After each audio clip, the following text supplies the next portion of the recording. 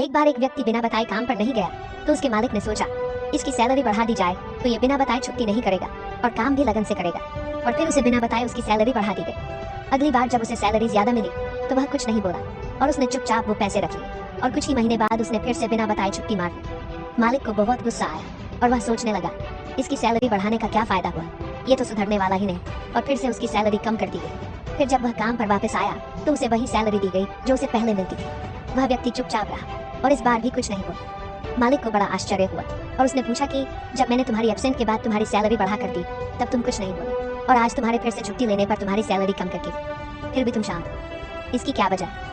उस व्यक्ति ने जवाब दिया, जब मैंने पहली छुट्टी करी थी तब मेरे घर एक बच्चा पैदा हुआ था और आपने मेरी सैलरी बढ़ा कर दी। तुम्हें समझा कि ऊपर वाले ने बच्चे की बेहतर परवरिश का हिस्सा भेज दिया है। और जब मैंने दूसरी बार छुट्टी ली तो मेरी माँ का निधन हो गया था। उसके बाद आपने मेरी सैलरी कम कर दी तो मैंने मान लिया कि मेरी माँ अपने हिस्से का अपने साथ